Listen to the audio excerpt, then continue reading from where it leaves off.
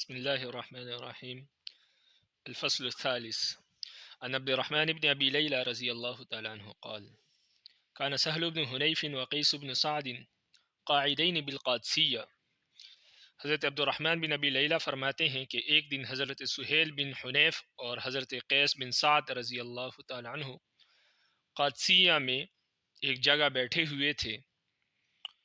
فمر علیہما بجنازہ، تو ان کے پاس سے ایک جنازہ گزرا. فقاما، تو وہ دونوں کھڑے ہو گئے.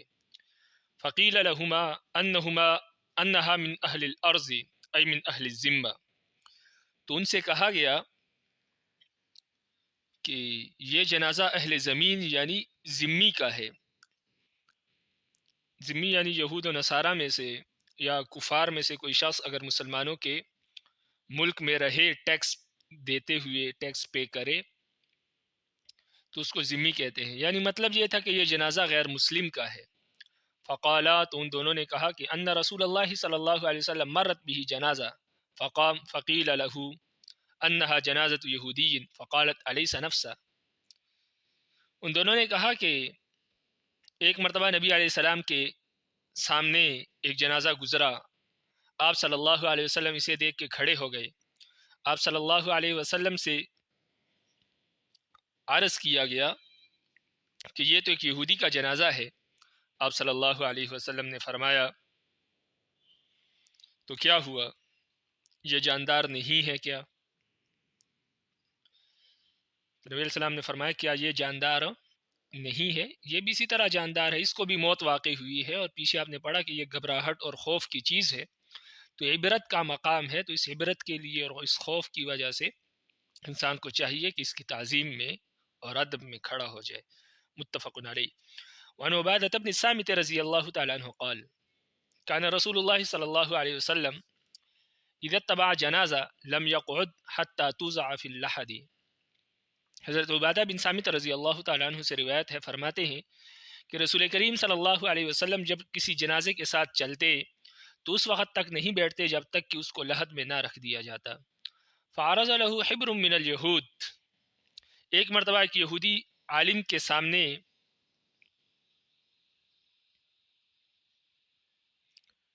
پیش ہوا.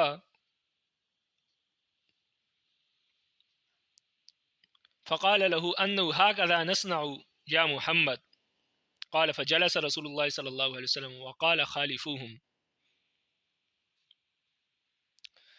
تو ایک مرتبہ ایک یہودی عالم آپ صلی اللہ علیہ وسلم کے سامنے پیش ہوا اور اس نے عرض کیا کہ محمد صلی اللہ علیہ وسلم ہم بھی ایسا ہی کرتے ہیں، یعنی کہ جب تک مردے قبر میں نہیں رکھ دیا جاتا کھڑے رہتے ہیں.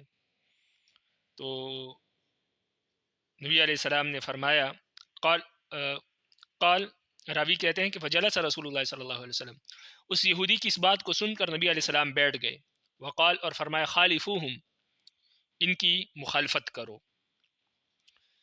تو یہود و نصارہ چونکہ تعظیم کے لیے کھڑے ہوتے ہیں، تو نبی علیہ السلام نے فرمایا تم ان یہودیوں کی مخالفت کرو. یعنی آج کے بعد ایسا نہ کرو کہ جب تک قبر میں نہ رکھا جائے تو تم نہ بیٹھو، بلکہ آج کے بعد یوں ہے جیسے پیچھے حدیثوں میں گزرا کہ جب میت کو رکھ دیا جائے قبرستان میں، اس کی چرپائی رکھ دی جائے، بے شک قبر میں نہ رکھا ہو تو پھر بیٹھ سکتے ہیں. وگرنہ پہلے نبی علیہ السلام اس طرح کرتے تھے کہ جب تک قبر میں نہ رکھ دیا جاتا نہیں بیٹھتے تھے. لیکن جب پتہ لگا کہ یہودی بھی یوں کرتے ہیں تو نبی علیہ السلام خود بھی بیٹھ گئے اور فرمایا کہ ان یہودیوں کی مخالفت کیا کرو. تو اس سے معلوم ہوتا ہے کہ اسلام ایک نظام حیات ہے پورا، اور اسلام کے اپنے قوانین ہے، اپنا طریقہ ہے، اپنی سنت ہے. کسی سے متاثر ہونا یہ اسلام کی شان نہیں ہے. تو اس لیے آج مسلمانوں کی جو یہ حالت ہے کہ ہر کام میں وہ یورپ کی اور یہود و نصارہ کی اتباع کرتے ہیں. تو نبی علیہ السلام نے چھوٹے چھوٹے موقعوں پر بھی فرمایا کہ ان کی مخالفت کرو، تاکہ مسلمانوں کے دل میں کبھی بھی ان کا رعب، ان کا دبدبہ، ان کی حمیت پیدا نہ ہو. تو اس لیے نبی علیہ السلام فرمایا کرتے تھے ان کی مخالفت کرو. تو چھوٹے چھوٹے کاموں میں بھی مخالفت کی ہے. اور رب العالمین آج ہمیں سمجھ نصیب فرمائے کہ ہم دینی امور میں اور بہت سارے امور میں ہم یہود و نصارہ کی اتباع کرتے ہیں. تو رب العالمین ہمیں سمجھ بھی نصیب فرمائے اور اس سے محفوظ بھی فرمائے. رواہ الترمذی و ابو داؤد و ابن ماجہ وقال الترمذی هذا حدیث غریب وبشر بن رافع الراوی ليس بالقوی. امام ترمذی فرماتے ہیں کہ یہ حدیث غریب ہے اور بشر بن رافع اس حدیث کے جو راوی ہے وہ قوی نہیں ہے. یعنی وہ ضعیف راوی ہے، تو جب راوی ضعیف ہے تو یہ حدیث بھی ضعیف ہے۔ وعن علی رضی اللہ تعالیٰ عنہ قال، حضرت علی رضی اللہ تعالیٰ عنہ سے روایت ہے، فرماتے ہیں کان رسول اللہ صلی اللہ علیہ وسلم امرنا بالقیام فی الجنازہ ثم جلس بعد ذلك وامرنا بالجلوس، رواہ احمد۔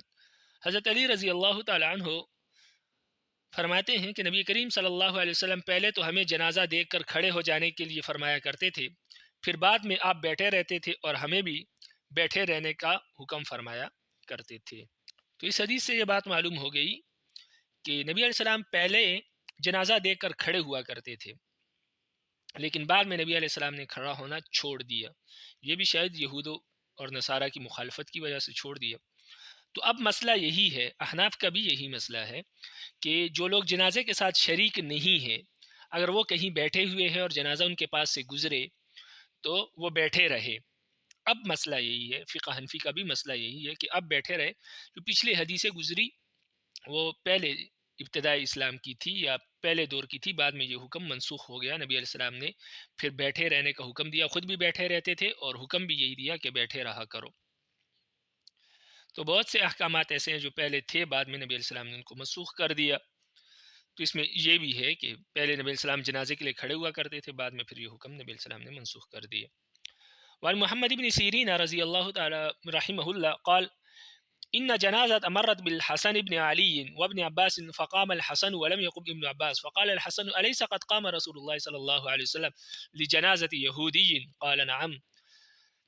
محمد بن سیرین رحمہ اللہ سے روایت ہے، فرماتے ہیں کہ ایک مرتبہ حضرت حسن اور عبداللہ بن عباس رضی اللہ تعالیٰ عنہ کے سامنے سے ایک جنازہ گزرا، تو حضرت حسن رضی اللہ تعالیٰ عنہ کھڑے ہو گئے اور ابن عباس رضی اللہ تعالیٰ عنہ کھڑے نہیں ہوئے۔ تو حضرت حسن رضی اللہ تعالیٰ عنہ کہنے لگے کیا نبی علیہ السلام یہودی کے جنازے کے لیے کھڑے نہیں ہوئے تھے؟ تو حضرت ابن عباس نے فرمایا کہ بالکل کھڑے ہوئے تھے، ثم جلسا، لیکن پھر بیٹھ گئے تھے۔ یعنی یہودی کے جنازے کے لیے تو کھڑے ہوئے تھے، لیکن بعد میں آپ صلی اللہ علیہ وسلم جنازہ دیکھ کر بیٹھے رہتے تھے۔ بعد میں آپ صلی اللہ علیہ وسلم نے یہ عمل چھوڑ دیا تھا، بعد میں کھڑے نہیں ہوتے تھے، اور پھر بعد میں ہمیں بھی حکم یہی دیا۔ تو معلوم ہوا کہ حضرت حسن کو اس کا علم نہیں تھا رضی اللہ تعالیٰ عنہ کو۔ تو ابن عباس رضی اللہ تعالیٰ عنہ نے بتایا کہ بعد میں نبی علیہ السلام یوں نہیں کیا کرتے تھے۔ تو اب مسئلہ یہی ہے، حکم یہی ہے، اور فقہ حنفی کا بھی یہی مسئلہ ہے۔ رواہ النسائی۔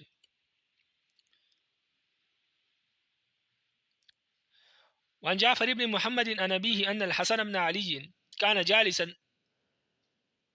فمر عليه بجنازة فقام الناس حتى جاوزت الجنازة فقال الحسن إنما مر بجنازة يهودي وكان رسول الله صلى الله عليه وسلم على طريقها جالسا وكره أن تعلو رأسه جنازة يهودي فقام۔ حضرت جعفر بن محمد رحمہ اللہ یعنی جعفر صادق رحمہ اللہ اپنے والد مکرم یعنی حضرت محمد باقر رحمہ اللہ سے روایت کرتے ہیں کہ ایک مرتبہ حضرت علی رضی اللہ تعالی عنہ ایک جگہ بیٹھے ہوئے تھے کہ ان کے سامنے سے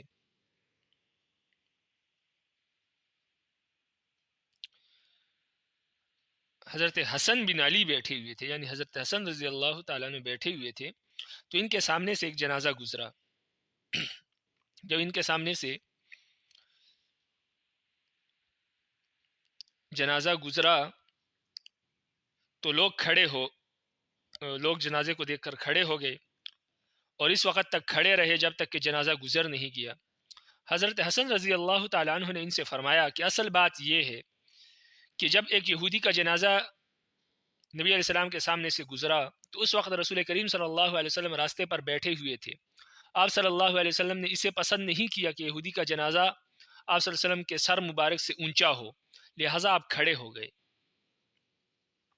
تو حضرت حسن نے یہ تعویل کی کہ یہودی کے جنازے کے لیے جو نبی علیہ السلام کھڑے ہوئے تھے وہ اس لیے نہیں کھڑے ہوئے تھے کہ یہ دین کا کوئی حکم ہے، شریعت کا کوئی حکم ہے، بلکہ اس لیے کھڑے ہوئے تھے کہ ایسا نہ ہو کہ نبی علیہ السلام بیٹھے رہے اور یہودی کا جنازہ آپ صلی اللہ علیہ وسلم کے سر کے اوپر سے گزرے، اس لیے نبی علیہ السلام کھڑے ہو گئے تاکہ یہودی کا جنازہ نیچے ہو اور نبی علیہ السلام کے سر کے اوپر سے نہ گزرے۔ تو یعنی بتانا یہ چاہ رہے تھے کہ شریعت میں یہ نہیں ہے کہ جنازہ دیکھ کر کھڑا ہوا جائے، اور نبی علیہ السلام جو کھڑے ہوئے تھے تو وہ اس تعویل کی وجہ سے اور اس وجہ سے کھڑے ہوئے تھے. تو ان کا بتانے کا مقصد صرف یہ تھا کہ جنازے کو دیکھ کر بیٹھے رہا کرو، اپنی جگہ پر کھڑے ہونے کی ضرورت نہیں ہے. رواہ النسائی. وعن ابی موسیٰ ان رسول اللہ صلی اللہ علیہ وسلم قال اذا مرت بک جنازۃ یہودی او نصرانی او مسلم فقوموا لها فلستم لها تقومون انما تقومون لمن معها من الملائکہ. ابو موسیٰ اشعری رضی اللہ تعالیٰ عنہ سے روایت ہے، فرماتے ہیں کہ نبی کریم صلی اللہ علیہ وسلم نے فرمایا جب تمہارے سامنے کسی یہودی یا نصرانی یا مسلمان کا جنازہ گزرے تو اسے دیکھ کر کھڑے ہو جاؤ، اور تم جنازے کے ادب اور احترام کے لیے نہیں کھڑے ہوتے بلکہ ان فرشتوں کی تعظیم کے لیے کھڑے ہوتے ہو جو جنازے کے ساتھ ہوتے ہیں. لیکن معلوم ہوا کہ یہ حکم پہلے کا تھا، بعد میں یہ منسوخ ہو گیا، بعد میں اب بیٹھنے کا ہی حکم ہے. رواہ احمد. وعن انس رضی اللہ تعالی عنہ ان جنازة مرت برسول الله صلی اللہ علیہ وسلم فقام فقیل انها جنازة یہودی فقال انما قمت للملائکہ. حضرت انس رضی اللہ تعالیٰ عنہ سے روایت ہے، فرماتے ہیں کہ ایک مرتبہ رسول کریم صلی اللہ علیہ وسلم کے پاس سے ایک جنازہ گزرا. نبی علیہ السلام کھڑے ہو گئے تو نبی علیہ السلام سے عرض کیا گیا کہ یہ تو یہودی کا جنازہ ہے. نبی علیہ السلام نے فرمایا میں تو ملائکہ کی تعظیم کے لیے اور ادب کے لیے کھڑا ہوا ہوں، جنازے کے لیے نہیں ہوں. رواہ النسائی. وعن مالک بن حبیرہ رضی اللہ تعالیٰ عنہ قال سمعت رسول اللہ صلی اللہ علیہ وسلم يقول ما من مسلم يموت فيصلى عليه ثلاثة صفوف من المسلمين الا اوجب. حضرت مالک بن حبیرہ فرماتے ہیں کہ میں نے رسول کریم صلی اللہ علیہ وسلم کو یہ فرماتے ہوئے سنا. وہ فرما رہے تھے کہ کوئی بھی مسلمان جب فوت ہوتا ہے اور اس پر مسلمانوں کے 3 صف جنازہ پڑھے، یعنی 3 صف بنا کر مسلمان اس پر جنازہ پڑھے، تو اللہ تعالیٰ اس پر جنت کو واجب فرما دیتے ہیں. فکان مالک اذا استقل اہل الجنازت جزهم 3 صفوف لهذا الحدیث. حضرت مالک جو کہ اس حدیث کے راوی ہے فرماتے ہیں کہ نماز جنازہ میں تھوڑے آدمی بھی دیکھتے، حضرت مالک جب نماز جنازہ میں تھوڑے آدمی بھی دیکھتے تو اس حدیث کی وجہ سے انہیں 3 صفوں میں تقسیم کر دیا کرتے تھے. تو حضرت مالک نے اس حدیث کو روایت کیا ہے، تو بعد میں جب یہ خود جنازہ پڑھایا کرتے تھے تو دیکھتے تھے جب لوگ کم ہوتے تھے تو ان کو 3 صفوں میں تقسیم کر دیا کرتے تھے، یعنی کم سے کم 3 صفے ہو تو اگر کم سے کم 3 صفے کسی مسلمان کا جنازہ پڑھ لے، نبی علیہ السلام فرماتے ہیں کہ اس پر جنت واجب ہو جاتی ہے. تو اس لیے حضرت مالک 3 صفوں میں تقسیم کر دیا کرتے تھے اس حدیث کی وجہ سے لوگوں کو. رواہ ابو داؤد. وفی روایت ترمذی، اور امام ترمذی کی روایت میں ہے قال فرماتے ہیں کہ کان مالک بن حبیرہ مالک بن حبیرہ اذا صلی علی جنازہ جب کسی کا جنازہ پڑھتے تھے فتقال الناس علیها جزهم 3 اجزاء فتقال الناس علیها جزهم 3 اجزاء. فرماتے ہیں امام ترمذی کہ مالک بن حبیرہ جب نماز جنازہ پڑھتے اور لوگوں کی تعداد دیکھتے کہ کم ہے تو ان کو 3 صفوں میں تقسیم کر دیا کرتے تھے. ثم قال پھر فرمایا کرتے تھے کہ قال رسول اللہ صلی اللہ علیہ وسلم، رسول اللہ صلی اللہ علیہ وسلم نے فرمایا ہے من صلی علیہ 3 صفوف اوجب، جس شخص پر 3 صفے جنازہ پڑھ لے، جس شخص کے نماز جنازہ میں 3 صفے ہو، یعنی 3 صفے اس پر نماز جنازہ پڑھ لے تو اس کے لیے جنت واجب ہو جاتی ہے. وروا ابن ماجہ نحو، اور ابن ماجہ نے بھی یہ حدیث اسی طرح روایت کی ہے. وعن ابی ہریرہ رضی اللہ تعالی عنہ عن النبی صلی اللہ علیہ وسلم فی الصلاۃ علی الجنازہ. حضرت ابو ہریرہ رضی اللہ تعالی عنہ سے روایت ہے کہ نبی کریم صلی اللہ علیہ وسلم نماز جنازہ میں یوں دعا کیا کرتے تھے اللہم انت ربها وانت خلقتها وانت ہدیتها الى الاسلام وانت قبضت روحها وانت اعلم بسرها وعلانیتها جئنا شفعاء فاغفر لها. رواہ ابو داود. نبی علیہ السلام فرماتے تھے، یہ دعا ہے دعا عربی میں ہی پڑھی جائے گی لیکن اس کا ترجمہ یہ ہے اے اللہ آپ ہی اس کے رب ہے، یعنی اس میت کے رب ہے، اس کے پالنہار ہے، اور آپ ہی نے اس کو پیدا کیا اور آپ ہی نے اس کو اسلام کی ہدایت دی اور آپ ہی نے اس کی روح کو قبض کیا ہے اور آپ ہی اس کے پوشیدہ اور اعلانی یا گناہوں کو جانتے ہیں. ہم سارے آپ کے پاس سفارش کرنے کے لیے حاضر ہوئے ہیں، یا اللہ تو اس کی مغفرت فرما. رواہ ابو داؤد. وعن سعید بن المسیب رضی اللہ تعالیٰ عنہ قال، حضرت سعید بن مسیب رضی اللہ تعالیٰ عنہ سے روایت فرماتے ہیں صلیت وراء ابی ہریرہ علی صبی لم یعمل خطیہ، فرماتے ہیں کہ میں نے ابو ہریرہ رضی اللہ تعالیٰ عنہ کے پیچھے نماز جنازہ پڑھی ایک بچے کی، لم یعمل خطیہ قط، جس نے کبھی کوئی گناہ نہیں کیا تھا، یعنی جس سے کبھی کوئی گناہ سرزد نہیں ہوا تھا، کیونکہ چھوٹا بچہ تھا، نابالغ تھا، تو وہ تو ہے ہی معصوم، تو اس کے ذمے تو کوئی گناہ ہے ہی نہیں، تو فرماتے ہیں کہ اس نے کبھی کوئی گناہ نہیں کیا تھا، فسمعتہ، تو میں نے اس کے باوجود بھی ابو ہریرہ رضی اللہ تعالیٰ عنہ کو سنا یقول، فرما رہے تھے اللہم اعذہ من عذاب القبر، یا اللہ اس کو عذاب قبر سے محفوظ فرما۔ تو اس لیے جو لوگ بالغ ہے، گناہ گار ہے، اس کو تو بدرج اولا عذاب قبر سے حفاظت کی دعا کرنی چاہیے، حالانکہ ابو ہریرہ ایک معصوم بچے کے لیے دعا کر رہے ہیں، تو رب العالمین ہم سب کو محفوظ فرمائے عذاب قبر سے۔ رواہ مالک وعن البخاری تعلیقا، امام بخاری رحمہ اللہ سے تعلیقاً روایت ہے، تعلیقاً اس روایت کو کہتے ہیں جو امام بخاری رحمہ اللہ نے اپنی صحیح بخاری میں ترجمۃ الباب میں بغیر سند کے کوئی حدیث نقل کی ہو تو اس کو تعلیق کہتے ہیں، امام بخاری کی تعلیقات ہے، تو ترجمۃ الباب میں حدیث ذکر کرتے ہیں اور اس کی سند نہیں ہوتی تو اس کو تعلیق کہتے ہیں، تو امام بخاری نے تعلیقاً روایت کی ہے، اور اس میں فرماتے ہیں کہ قال، فرماتے ہیں کہ یقرأ الحسن علی الطفل فاتحۃ الکتاب، کہ حضرت حسن رضی اللہ تعالی عنہ بچے کے نماز جنازے میں سورہ فاتحہ پڑھا کرتے تھے، ویقول، اور یہ دعا بھی پڑھا کرتے تھے اللہم اجعلہ لنا سلفا وفرتا وذخرا واجرا، یا اللہ اس بچے کو قیامت کے دن ہمارا پیشوا، پیشرو اور ہمارے لیے ذخیرہ ثواب بنا دے۔ تو چونکہ بچہ معصوم ہوتا ہے تو وہ کل قیامت کے دن اپنے والدین کی سفارش کرے گا، تو اس لیے جنازے میں شریک افراد بھی یہ دعا کرے کہ اللہ اس کو ہمارے لیے بھی سفارشی بنا دے، امید ہے اللہ تعالیٰ بنائیں گے۔ تو حضرت انس رضی اللہ تعالیٰ، حضرت حسن رضی اللہ تعالیٰ عنہ بھی یہ دعا کیا کرتے تھے کہ یا اللہ اس کو ہمارے لیے پیشرو اور ذخیرہ ثواب بنا دے، سفارشی بنا دے۔ وعن جابر رضی اللہ تعالیٰ عنہ ان نبی صلی اللہ علیہ وسلم قال الطفل لا يصلى عليه ولا يرث ولا يورث حتى يستحل، حضرت جابر رضی اللہ تعالیٰ عنہ سے روایت ہے کہ نبی علیہ السلام نے فرمایا کہ بچے کی نہ نماز جنازہ پڑھی جائے گی اور نہ بچہ کسی کا وارث ہوگا اور نہ بچے کا کوئی وارث ہو سکتا ہے یہاں تک کہ وہ بچہ پیدا ہو اور روئے، یعنی اس کی آواز نکلے۔ تو یہ مسئلہ پہلے بھی گزر چکا، لیکن پہلے مطلق تھا، یہاں پر نبی علیہ السلام نے حدیث میں قید رکھ دی ہے اور مسئلے کو واضح کر دیا ہے کہ جب کوئی بچہ پیدا ہو تو جب تک وہ روئے نہ، یعنی آواز نہ نکلے، تو اس کی نماز جنازہ بھی نہیں پڑھی جائے گی اور نہ وہ کسی کا وارث بن سکتا ہے اور نہ اس کا کوئی وارث بن سکتا ہے، کیونکہ جب بچہ جب پیدا ہوتا ہے تو روتا ہے، تو یہ اس کے زندہ ہونے کی علامت ہے۔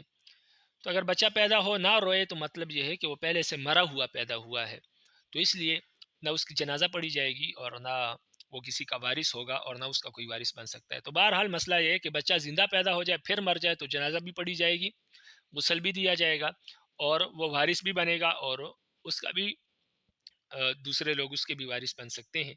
لیکن اگر بچہ مردہ پیدا ہو جائے تو نہ اس کی نماز جنازہ پڑھی جائے گی، نہ وہ کسی کا وارث بنے گا اور نہ اس کا کوئی وارث بن سکتا ہے، بلکہ وہ ایسا سمجھو کہ تھا ہی نہیں، بس پیدا ہوگا اس کو غسل دے دیا جائے گا اور اس کو دفنا دیا جائے گا۔ رواہ الترمذی وابن ماجہ الا انه لم يذكر ولا يورث، ابن ماجہ نے بھی اس حدیث کو روایت کیا ہے لیکن انہوں نے ولا یورث کا لفظ ذکر نہیں کیا ہے، لا یرث تک ذکر کیا ہے۔ وعن ابی مسعود الانصاری رضی اللہ تعالیٰ عنہ قال، حضرت ابو مسعود انصاری رضی اللہ تعالیٰ عنہ سے روایت ہے، فرماتے ہیں نہا رسول اللہ صلی اللہ علیہ وسلم ان یقوم الامام فوق شیء والناس خلفه یعنی اسفل منه، عبداللہ بن مسعود رضی اللہ تعالیٰ عنہ سے روایت ہے، فرماتے ہیں کہ نبی علیہ السلام نے اس بات سے منع فرمایا ہے کہ امام اکیلے اور تنہا کسی اوپر، کسی چبوترے یا اوپر کسی جگہ پر کھڑا ہو اور مقتدی کے پیچھے سارے کے سارے نیچے کھڑے ہوں۔ تو یہ مسئلہ کتاب الصلاۃ میں بھی پیچھے گزر چکا، غالباً باب الامامت میں، کہ مقتدی امام اکیلے تنہا کسی اوپر اور چبوترے پر کھڑا نہیں ہو سکتا. ایسا کھڑا ہوگا تو یہ درست نہیں ہے، بلکہ نماز ہی نہیں ہوگی. اسی طرح نماز جنازے میں بھی اس طرح کھڑا نہیں ہو سکتا. ہاں اگر امام اوپر کھڑا ہو کسی چبوترے پر یا اونچی جگہ پر اور اس کے ساتھ کچھ مقتدی بھی کھڑے ہو اور باقی مقتدی نیچے کھڑے ہو تو ایسی صورت میں جائز ہے. اگر امام تنہا کھڑا ہو اوپر تو پھر جائز نہیں ہے. یہ مسئلہ پیچھے بھی گزر چکا ہے. رواہ الدار القطنی فی المجتبہ فی کتاب الجنائز. اس حدیث کو دار القطنی نے مجتبہ میں روایت کیا ہے کتاب الجنائز میں. وما علینا الا البلاغ المبین. رب العالمین